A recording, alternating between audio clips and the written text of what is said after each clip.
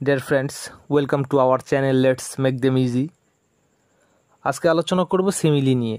আমরা জানি সিমিলি শব্দের অর্থ হচ্ছে উপমা, যেটা সাহিত্যে অনেকবার ব্যবহৃত হয় বা ব্যবহার হয়েছে।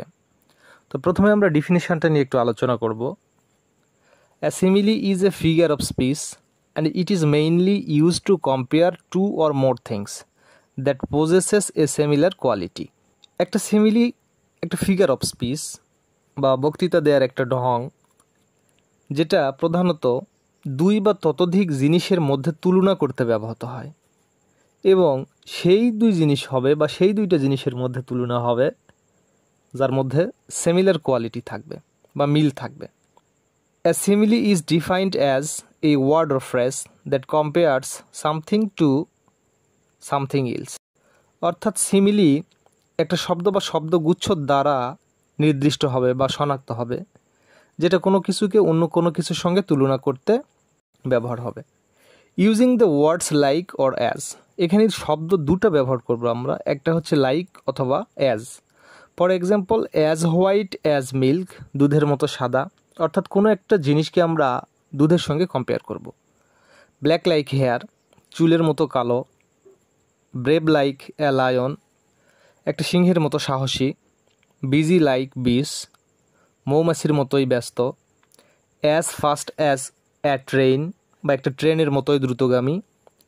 Simile is a powerful tools for making language more interesting, descriptive and creative.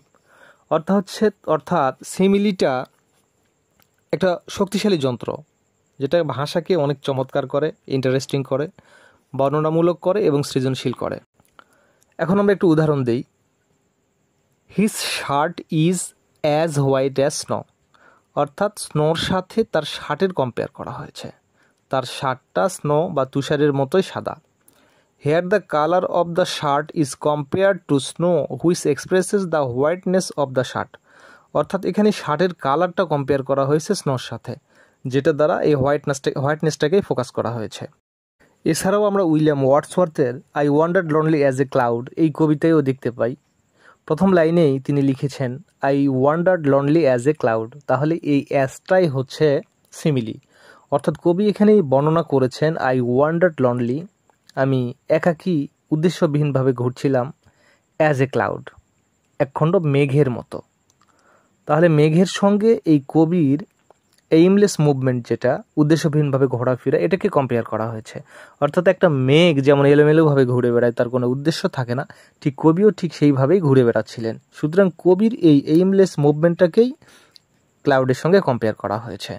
তাহলে এখানে মেঘের উদ্দেশ্যবিহীন ঘোরাফেরা এবং কবির উদ্দেশ্যবিহীন ঘোরাফেরা, এই দুইটা জিনিসের মধ্যে সমতা টানা হয়েছে বা মিল টানা হয়েছে, এটাই হচ্ছে সিমিলি। এখন আমরা লাইকের ব্যবহার করব।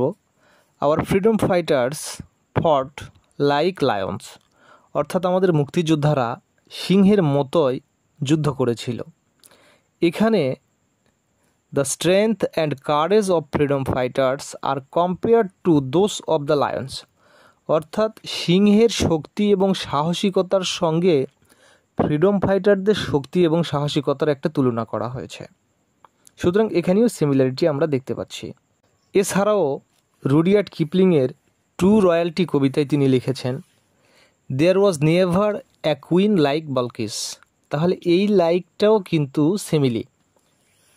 এরপরে তিনি আবার লিখেছেন there was never a king like Solomon, অর্থাৎ সোলোমনের আগে যে লাইকটা রয়েছে এটাও কিন্তু একটা সিমিলি।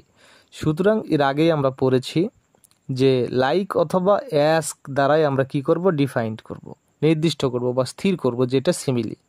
এবং দুইটা জিনিসের মধ্যে একটা সমতা থাকবে, কম্পেয়ার থাকবে, তুলনা থাকবে, এবং দুইটা জিনিসের মধ্যে যে তুলনা করা হলো এর মধ্যে একটা সমতা থাকবে, মিল থাকবে, সিমিলারিটি থাকবে, এটাই হচ্ছে সিমিলি। আশা করি সিমিলি সম্পর্কে বুঝতে পেরেছেন। ধন্যবাদ সবাইকে সাথে থাকার জন্য।